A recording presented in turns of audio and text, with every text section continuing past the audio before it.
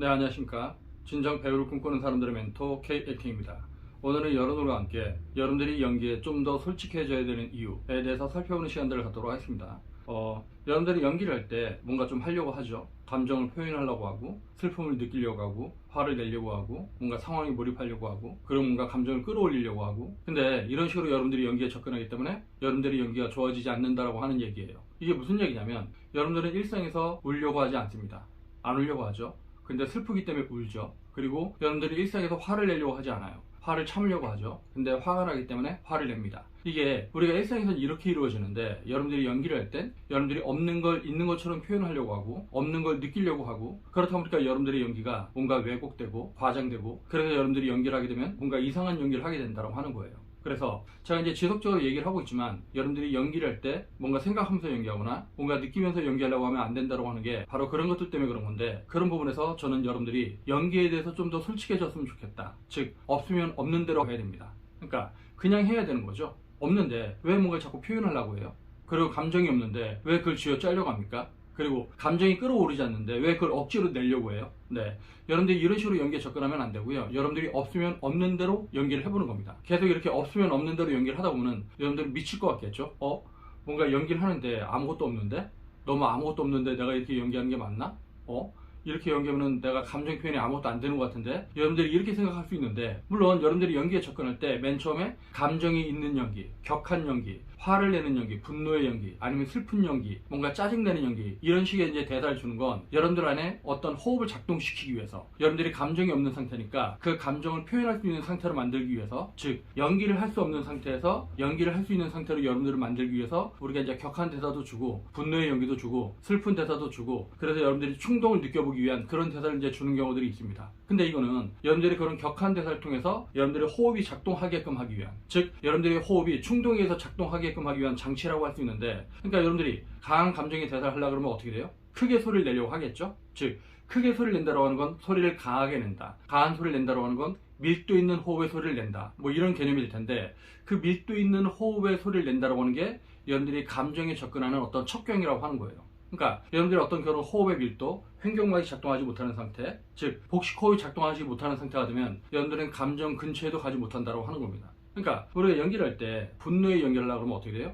화를 내려고 그러면 강한 에너지가 나가겠죠? 강한 에너지의 소리가 나가려고 하면 여러분들의 호흡이 깊어져야 된다고 하는 거예요. 근데 여러분들이 뭔가 솔직하지 못하게 연기할 때, 즉 쥐어짜는 연기를 할 때, 뭔가 감정을 느끼려고 할 때 여러분들 몸 안에서는 어떤 현상이 벌어지냐면, 여러분들은 쥐어짭니다. 쥐어짜다 보니까 숨을 못 쉬어요. 숨을 못 쉬고 깔딱 숨을 쉬게 되고, 깔딱 숨을 쉬다 보니까 이 후두부를 압박해서 허리 미친놈이 제목을 매요! 이런 식의 연기를 하게 된다고 하는 거죠. 근데 여러분들이 연기를 맨 처음에 이런 식으로 접근하게 되면 여러분들은 나중에 그를 고치는데 훨씬 더 많은 시간을 소모해야 된다고 하는 거예요. 그러니까 나중에 그 잘못된 습관을 고치는데 많은 시간을 소모하느니, 애초에 급한 마음을 버리고 조바심을 버리고 여러분들이 연기를 순리에 맞게끔 접근하면 여러분들의 연기는 좀 더 더딘 것 같은데, 맨 처음에 더딘 것 같긴 하지만 하면 할수록 여러분들의 연기가 기하급수적으로 느는 어떤 순간들을 여러분들이 경험할 수 있다고 하는 거예요. 근데 여러분들이 애초에 솔직하지 못하게 뭔가 꾸미려고 하고, 인위적으로 하고, 뭔가 보여주려고 하고, 이런 식으로 연기를 접근하게 되면 여러분들 내면 안에 아무것도 없는 상태, 즉 속이 텅 빈 상태, 엠프티가 된 상태, 그런 상태의 연기를 하게 된다고 하는 거예요. 그러니까 속은 텅 빈는데 자꾸 겉으로만 뭐가 있는 척 하려고 해.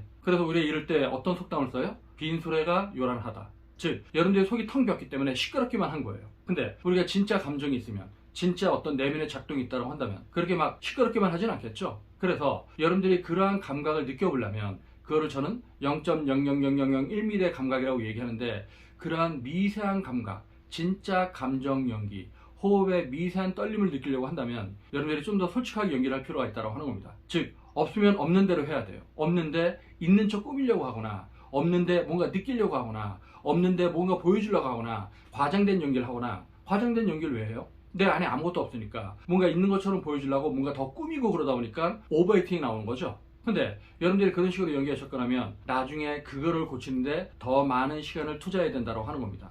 그래서 제가 여러분들한테 뭐 솔직하게 연기에 접근해야 된다, 이 개념이 뭐냐면, 여러분들 배우는 궁극적으로 진실된 연기를 해야 된다, 진솔한 연기를 해야 된다, 진정성 있는 연기를 해야 된다, 이런 얘기를 많이 들어봤잖아요. 네, 여러분들이 그런 얘기를 되게 많이 들어봤는데 여러분들이 연기에 접근할 때 그런 식으로 접근하지 않는다라고 하는 거예요. 내가 솔직하지 못하게 연기를 하는데 어떻게 나중에 진정성 있는 연기를 할 수 있겠습니까? 그렇지 않겠어요? 그러니까 여러분들이 나중에 진정성 있는 연기를 하려면, 궁극적으로 진실된 연기를 하고자 한다면 여러분들이 애초에 연기에 접근할 때 진실되게 하나하나 접근해야 된다고 하는 거죠. 아무것도 없는데 자꾸 뭔가 보여주려고 하는 식으로 연기에 접근하게 되면 여러분들은 솔직하지 못한 연기, 가짜 연기, 꾸미는 연기, 인위적인 연기, 껍데기 연기, 피상적인 연기, 이런 식으로 연기에 접근한다고 하는 거예요.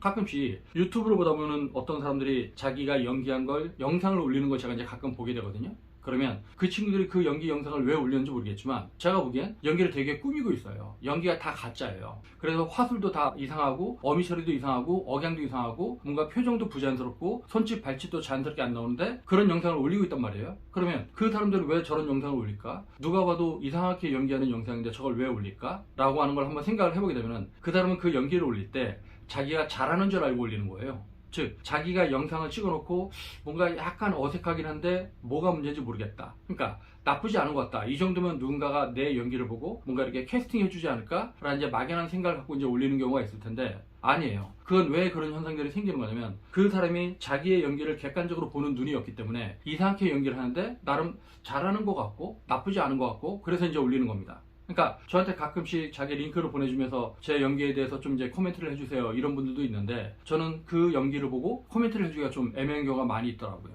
그러니까 어디서부터 어디까지 제가 코멘트를 해줘야 되는지도 모르겠고 그리고 제가 이제 코멘트를 적나라하게 하면 그 사람이 상처를 입을까봐 뭐 이런 부분들도 있는데 그냥 그런 것 같아요. 내가 연기를 아는 만큼 보이는 거죠. 근데 내가 연기에 대해서 잘못된 개념을 가지고 있고 내가 연기가 어떻게 하는 게 좋은 연기인지 이런 개념이 없다고 한다면 자기가 연기를 되게 이상하게 해도 자기는 그걸 잘한다고 착각할 수 있다고 하는 거예요. 근데 그런 식으로 접근하면 안 됩니다. 네, 연기는 객관적인 눈을 갖고 봐야 되고요.